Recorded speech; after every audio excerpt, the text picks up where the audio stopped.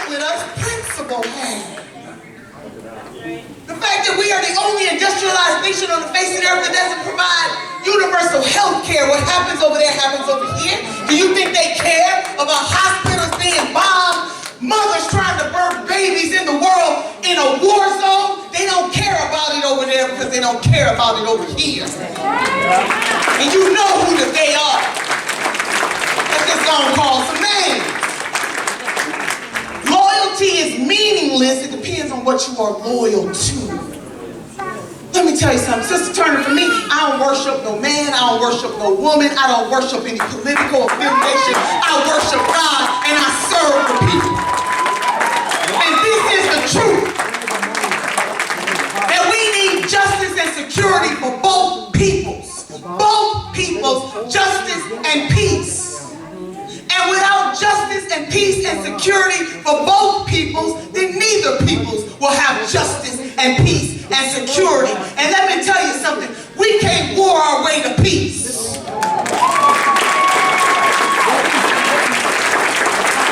The only time that hostages were released is when they had a temporary pause. Hello, somebody. If you want hostages released, then let's have a permanent ceasefire right now.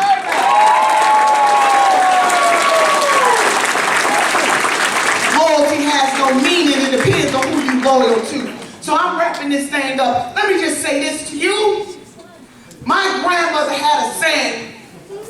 She said, you can put truth in the river 5 days after lie, but truth gonna catch up. And I'm gonna tell you something, the truth of the matter has caught up with this country. We're immoral as hell. But I'm gonna tell you what a priest said about truth. Father Jones in Chicago told the story this way. He said, truth and lie went for a swim. They went skinny dipping. Now lie did what lie does.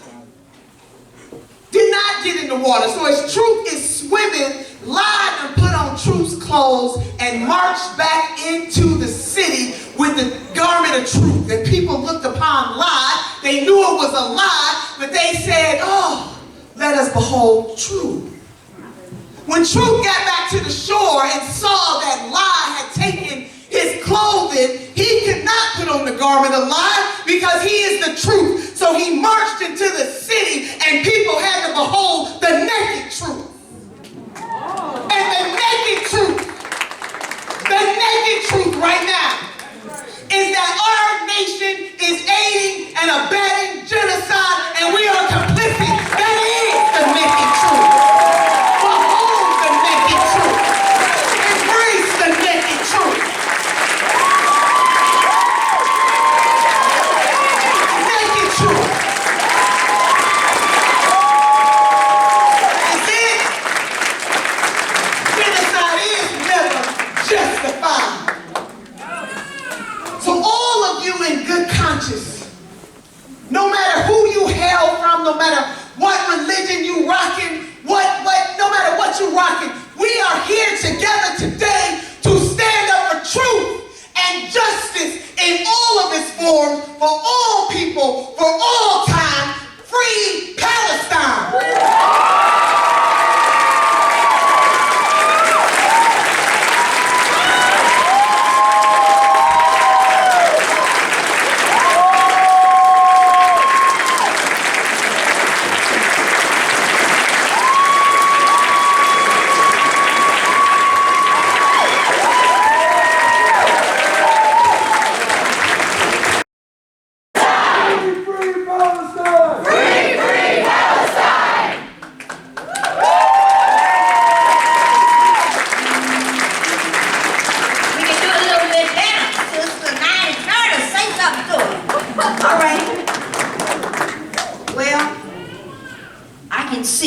There might have been a group of people that wanted her to go home. And that same group of people not only wanted her to go home, they wanted her to stay home, and I can understand. My goodness, the truth is so difficult to look at. You know, fighting for basic needs for everybody is so difficult to call it that. And let us not be fooled and think for a moment that this is some kind of a religious battle. And I know the folks in this room, you know better. It's always about resources. It's always about land. It's always about who has this and what corporation is going to be in control. And that's always the basis of what the fight is. So we've heard a number of people that talked about what the real truth is. And I'm just going to say this last thing again. The spirit. My goodness. The spirit got to be not just unhappy, but in misery. Watching the way we treat each other.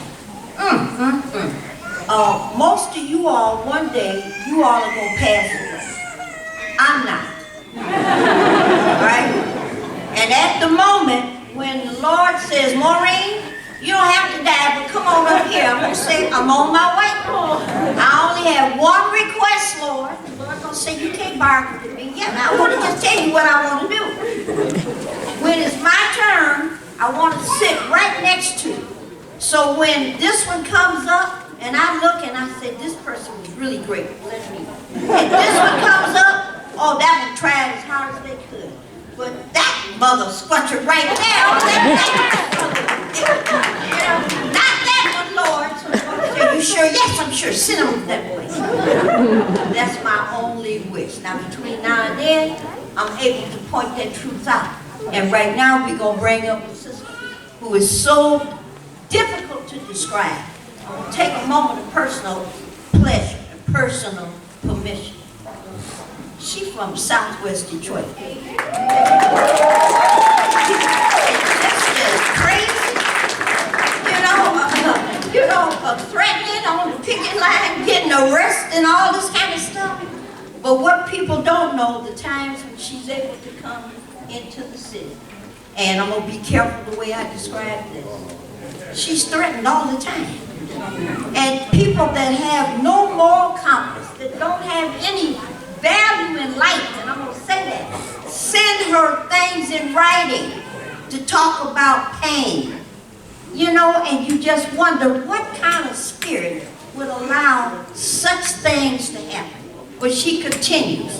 And I told her a long time ago, and I think she believes it. I don't know how safe she is in Washington. I don't know how safe she might be in some of these other places. Well, you come to Detroit, we got you. You ain't got to worry about nothing.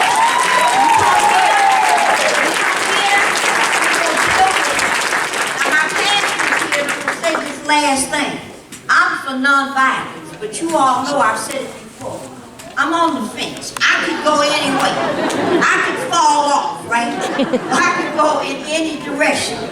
This sister stays always on the front line. Put your hands together. Congresswoman.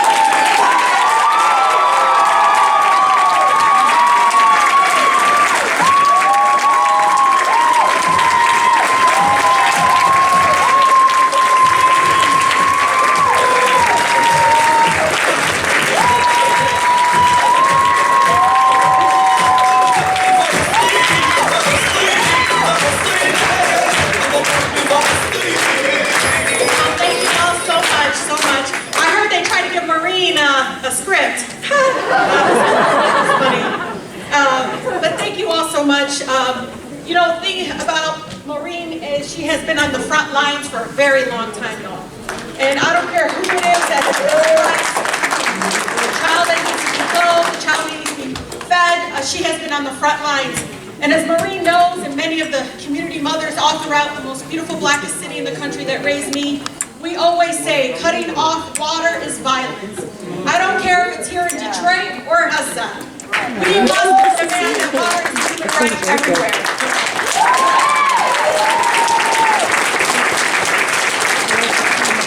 we're here because it's simple. It is. We must save lives no matter faith or ethnicity. I know that many of us marched. The movement for Black Lives that continues now when we watch George Floyd be murdered in front of all of us as he called in his last breath for his mother. That's why I think for my district and for Michigan, there's an awakening. We see children dying right in front of us, crying out, parents, mothers, crying out for their children. So they just messed with the wrong state. Like, we just can't sit back. No, we just can't.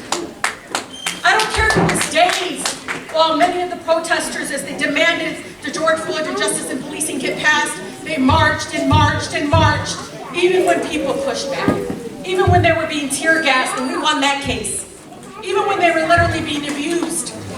But what I loved when I saw the sea of people, it was people of all different faiths or ethnicity. It was Palestinians.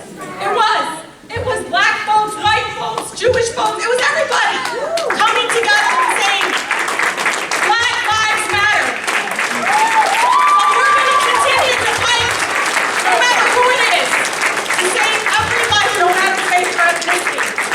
I know many of you worked tirelessly for the past few months to try to organize to end the genocide unfolding right now before our eyes. I know the progress is painful, painfully slow, and it's also hurtful. I feel hurt. How many of y'all feel hurt? But I also know we're not alone. The majority of Americans across our country are with us.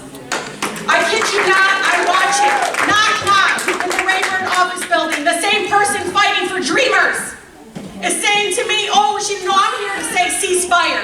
The same person is saying rent is too damn high is saying, no, I'm here to talk about ceasefire. The same person is saying, what up? We gotta be open to organized unions, we gotta protect unions, is saying, no, I'm here to talk about ceasefire today. So the majority of Americans and all the movements are together and saying ceasefire now.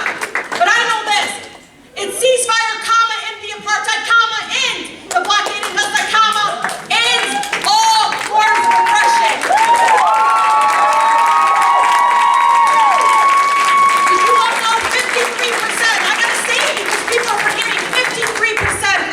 Residents support a ceasefire. 74% of them are Democrats. 64% are independents. Unions representing 9 million workers across our nation are saying ceasefire now. It's not just the UAW, it's the postal workers, it's the allied teachers. It is the largest union of teachers, the American Federation of Teachers is saying ceasefire.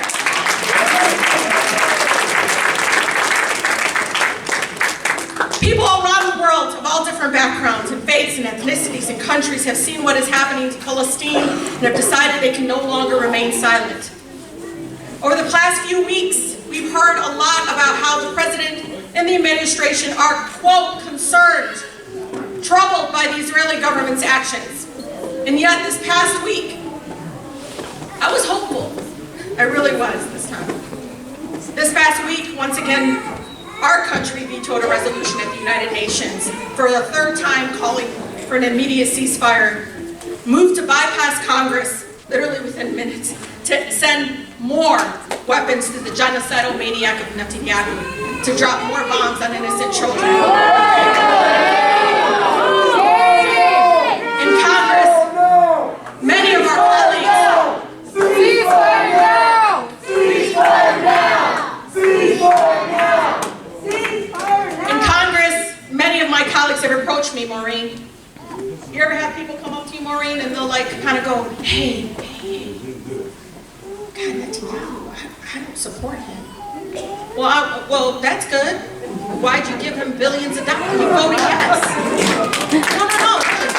Hey, Rashida, you know, I'm a person that has supported a two-state solution. I said, great, you just gave it to somebody that doesn't support a two-state solution.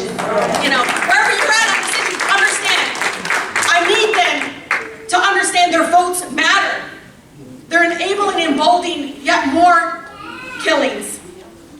And yet, time and time again, the opportunity comes to take a stand and vote against sending billions of dollars in unconditional, blank check of military funding, and they don't find that courage. Do you all know the majority of my schools in my community don't have clean drinking water? Wow. They can't seem to find the money for that. Right. When I say I want the expansion of child tax credit to reduce poverty by 64%, you saw how transformative that was. Oh, we don't got money for that. Right. My message to many of my colleagues and the president is simple. It's time to break up with the genocidal maniac Netanyahu. It is time. Let me tell you. It's been time. Let me tell you. Our democracy is at stake right now. Do you understand? Our democracy is at stake right now if we continue down this path. I see it. A lot of Democratic pundits see it. In southern Gaza, he's about to invade Rafah, the so-called safe zone where 1.5 million Palestinian civilians are displaced without food, clean water, or shelter. Egypt is now building what appears to be an internment camp, y'all. Look at it. In the desert across the border from Rafah, if Palestinians are continuing to be forcibly displaced from their land. I'm not sure what other proof is needed for my colleagues to see the obvious reality that this is ethnic cleansing taking place right now, live in front of your eyes.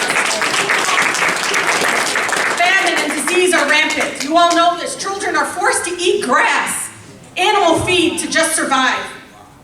Watching a grandmother Marine with water that looked brown because the mother died. There was no breast milk. Just a grandmother feeding her dog, their granddaughter, with brown water. Using starvation as a weapon of war is undeniable war crime. Undeniable. It is a war crime that the United States is actively complicit in the decision to even cut off funding of UNRWA. Yep. All across Gaza, the medical system has been directly and intentionally destroyed. Let me make this clear. Bombing a hospital is a war crime, period. Medical staff desperately trying to save who they can without even the most basic supplies of medicine. Surgeries, ammunition, literally, they're cutting children's legs off with nothing. Performed without any of the anesthesia. Nothing. Dozens of medical staff were kidnapped. Maureen, did you know that? By Israeli forces when they stormed Nasser Hospital this past week. One of them, at least 2 hospitals there, been attacked in recent days. Countless medical staff murdered. The ambulance that was found just feet away from Hind, and this is in the West Bank, Hind's body blown, who my mother cannot stop talking about. Hearing that little girl crying, please come and get me. Blown to bits by an Israeli airstrike, even though the Israeli military had guaranteed them safe passage to rescue that child. Netanyahu is a man with a long history of turning extremism and violence to boost his domestic political support. Sounds like somebody we know. Yeah. And there he is, very real danger that he will expand this war regionally in an effort to stay in power. Make no mistake, the United States is slowly being drawn into Netanyahu's war. The U.S. is actively bombing Yemen right now. The country that prior to the genocide in Gaza had the grim of the world's worst humanitarian crisis. All this, when we were promised no more, we are going to end forever wars. You all know Trump is an existential threat to our democracy. And President Biden is risking another Trump term over his support for the most right-wing government, most extremist government in the history of Israel. And he continues to embolden Netanyahu's war crimes. Meanwhile, my colleagues in the Senate just voted once again to invest in death and destruction. Well, without housing, they struggle to feed their children, are dying due to lack of health care. I got people calling me all the time who can't afford their utility bills. Well, I have a message for many of them now. Michigan is courageously saying no more. Not on our watch.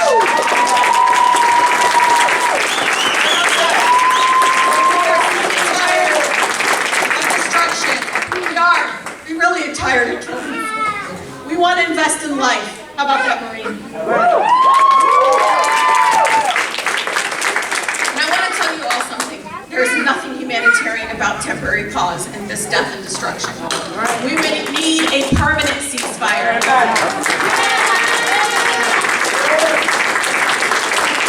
We need an end to the genocide. Nothing else is enough. Our solidarity in speaking truth to power is only the path forward. And I can tell you this, I love Maureen being up here. Maureen, I don't know if I ever told you this story, and I like telling it all the time. When our mother came into this country, she was 3 months pregnant with me. Yeah, I was technically made in Palestine. And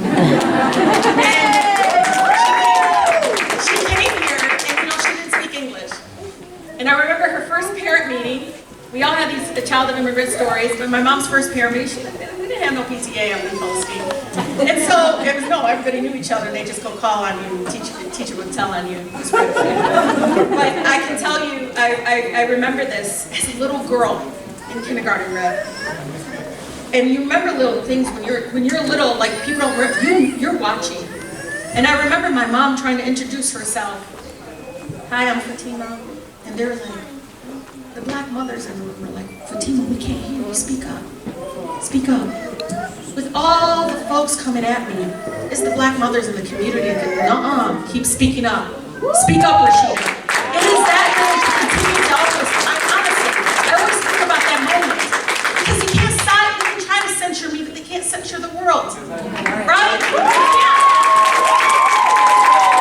Our solidarity is incredibly powerful. And I want to remind you all of this. We didn't get the Civil Rights Act because literally the President of the United States woke up one day and said, wow, this is a good idea. Do you think the right to organize unions in our country came because the Congress said this is a good idea? No. It's when workers demanded, they withheld their labor until they got the right to organize unions. Civil Rights Act, we don't talk about. They marched, they did boycotts for a year, bus boycotts. They kept marching, people got arrested. I mean, literally campuses. Black students that were working in solidarity were under attack. Does this sound familiar? Yeah. So they understand this, we're gonna learn. But it has to be the fact that we must show up for everyone. We can't wait just for Palestine. Next week, if it's another community, we show up. Please don't stop organizing. Don't stop marching. And please, don't make us more invisible by not showing up. Vote. Please. No, I need you all to show up. And listen to this. I say this to my mom, who's like, I don't know. This is the first time my mother's voted every time she votes. I mean, when you grow up in a UAW home, you vote. No, you vote. I kid you not. My father, was going to, I kid you not, the first time he ever was able to vote in his life was here in the United States. And the UAW taught him this is the way you vote. And again, making us less invisible, creating a voting block. Creating a voting block. And this is what we're going to do. We're using our democracy to speak up and say, listen to us. There's nothing wrong with that. Don't make them let it sound controversial. Mm-hmm. Yep. It hurts to feel invisible. So I know folks want to talk about, right, the organized money and organize this and marches. We all show up for that. But I need you all to show up on Tuesday.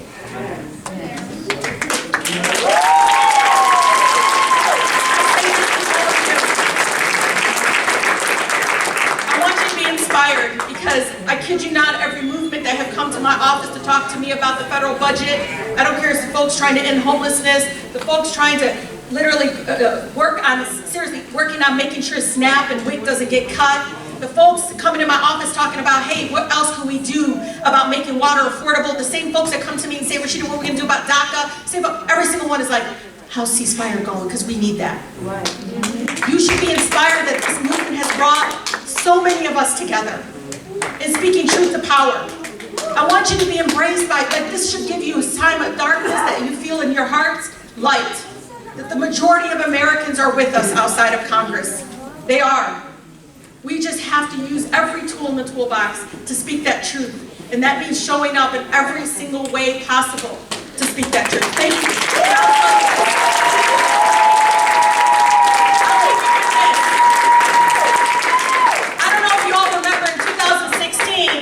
In 2016, the former impeached president came to Detroit. Remember that, Maureen? I don't know if you remember that, Maureen. So he came to Detroit, and he was like, oh, I'm going to go to Detroit Economic Club.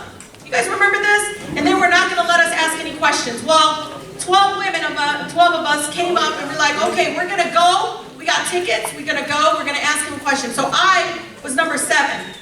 I got up, and I was like, hey, you. Because he wanted to be president, I said, have you ever read the United States Constitution? You need to read the United States Constitution. Trump stopped. Only when I spoke. If you all know, I'm not just Palestine, I'm also Falah. So I kid you not. He literally stopped. But you all watch that video, watch the right video though. As you come out, and they're taking, the Secret Service is taking, you know, 2 women at a time, two women taking each woman out. It was all women. And there was 2 Secret Service, Bridge, 2 for each one. And then it came to me, right? I get a call from my brother after this. I don't know if you heard me talk about this, Gabby. But I come out and my brother called me. He's like, Rashida, man, I'm so proud of you. And I was like, I have done civil disobedience before, Nader. I mean, it's not a big deal. He said, no, I watched the video. Every single person needed to be let out like by 2 Secret Service. You needed 6 to take them. And so, I want you to know, it's going to take a lot more than 6 to take out the only Palestinian American serving in Congress.